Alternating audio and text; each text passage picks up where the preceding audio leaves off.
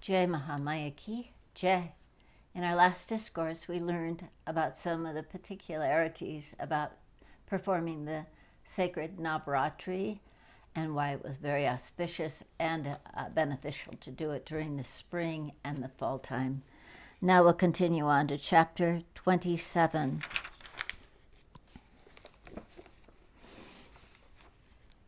If persons become unable to worship on all the days of the 9 days of the Navratri, then it is advised that they should perform special worship on the 8th day, and that day is called Ashtami.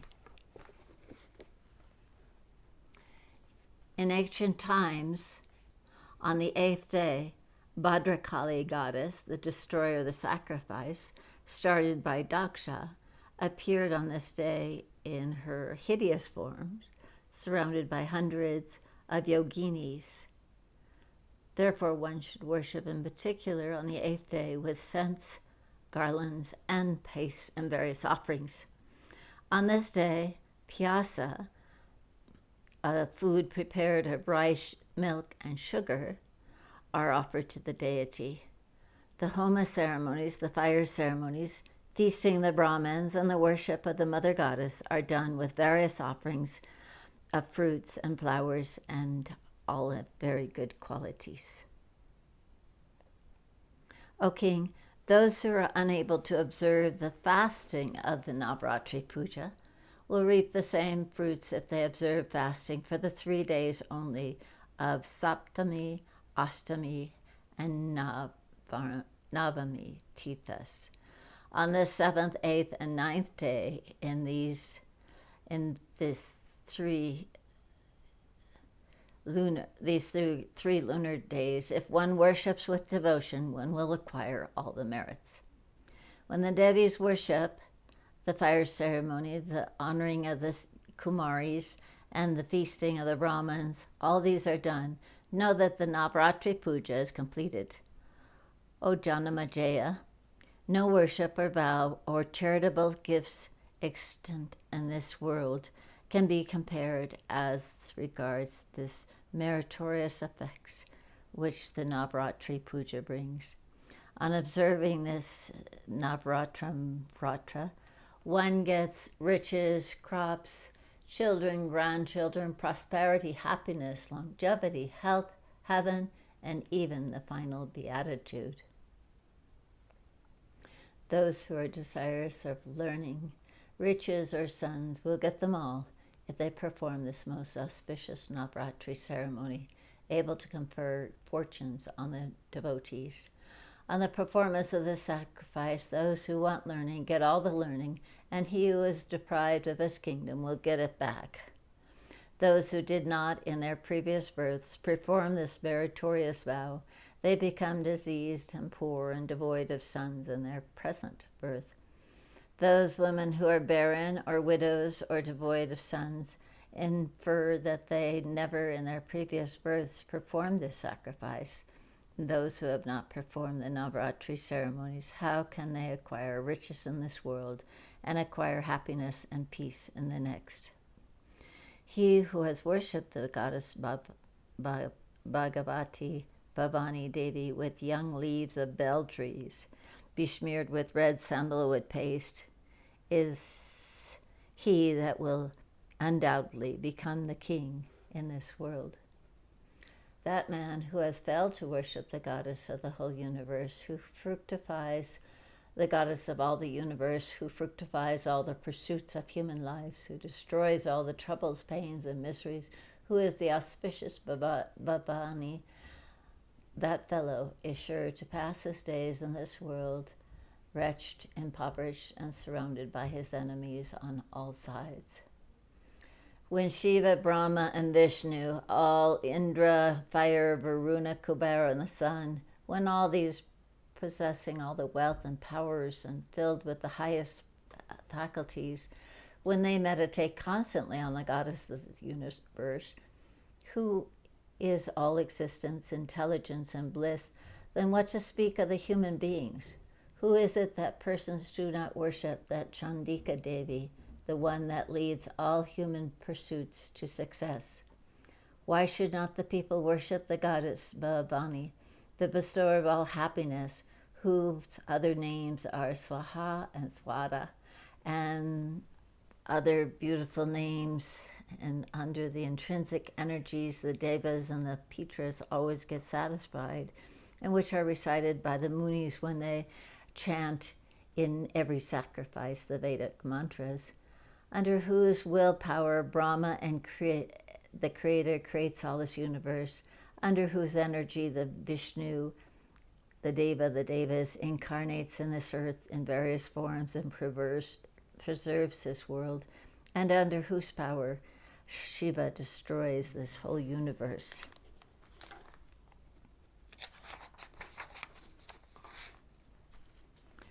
Nobody in this whole universe can have his existence without having recourse to the Prakriti Devi, the Shakti incarnate, be he a Deva, a human, a bird or a serpent, a Gandharva, a Rakshasa, a mountain or a tree. He cannot move even of his own accord without the help of this force. Therefore, why should not anybody worship that Chandika Devi, the awarder of all desires and wealth? And how is it that a man desiring one of the four objects of human pursuits, dharma, wealth, and desires, and the final beatitude, observes not the vow regarding the deity? So much so that even a man who has committed a heinous offense, if he performs the Navratri vow, he will be absolved entirely from all such sins. There is no doubt in this. O king, once on a time there lived in the country of Kosala a trader, poor and miserable, having under him many relations and dependents in his family, whose provisions he had to provide. He had many sons and daughters, and when they were very hungry and distressed, then they used to get a little food, and that is the evening, only once in 24 hours. That trader, too, worked under another the whole day, and when it was evening, he used to also take his meals. Thus, being very much anxious and distressed, he maintained somehow or other his family members. That trader was of a quiet temper, of a good conduct, truthful, always ready to act religiously, devoid of anger, steady and constant, void of vanity and jealousy. Daily he used to worship the devas, pitris, and the guests, and used to take his meals after all his family members had taken their meals. Thus many days passed away when that good trader named Susila, being very much perplexed with poverty and hunger, asked a quiet-tempered Brahmin, "O Brahmin, kindly tell me positively how this state of poverty can be got rid of. O noble-minded, kindly advise me such as preserves my honor. I do not want wealth, nor do I want to be a rich man, O Brahmin. I want just enough to meet with the expenses incurred in maintaining my family. Please advise so that I may be able to earn that much only. I have many sons. I have not got any food sufficient enough to give them even a handful of rice. Alas, my youngest son was crying today for food. I have driven him out of the house by chastising him, O Brahman. What am I to do? I have got no wealth. My heart is burning with grief and sorrow. My baby has gone out of the house weeping and hungry. My daughter has come to a marriageable age. I have no money. Her age has exceeded 10 years. The marriageable age limit has been exceeded at last. What can I do? O Brahman, I am expressing my sorrow for all that. You are merciful and all-knowing, telling me any means, be it asceticism, gifts, vows, or the reciting of any mantras by which I can maintain my family. I want wealth just sufficient for the purpose and nothing more. O high-minded one, kindly devise and tell me some means by which my family members can become happy in this world.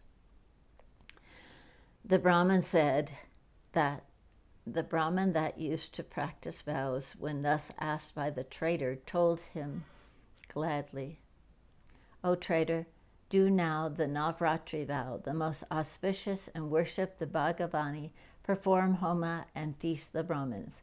Have the Vedas and Puranas recited and recite them slowly, the Shakti mantra, and try as much as you can to do other ceremonies, and your desires will thus be undoubtedly fulfilled. There is no other vow superior to this in the world. This vow is very holy and will bring unto you happiness. This vow leads to wisdom and liberation, destroys enemies, and increases prosperity and posterity. In former days, Sri Ramachandra suffered very much owing to being deprived of his kingdom and then on account of his wife being stolen away. Subsequently, he performed this Navratri vow, and his heart being heavily laden with grief, though troubled very much on account of the bereavement of Sita, still Ramachandra observed this vow of Navratri and worshipped the goddess according to the prescribed rules and rites. As fruit of his worship, he was able to bridge the great ocean and kill the giant Kubarakarna and the son of Ravana, and Ravana himself, the king of Lanka, and subsequently he was able to recover his wife Sita. He installed Vibhishana on the throne of Lanka, and at last returned to Ayodhya and reigned there without any enemies. O best of Vaishyas, Ramachandra of incomparable powers was able to obtain happiness in this world on account of the influence of this Navratri ceremony.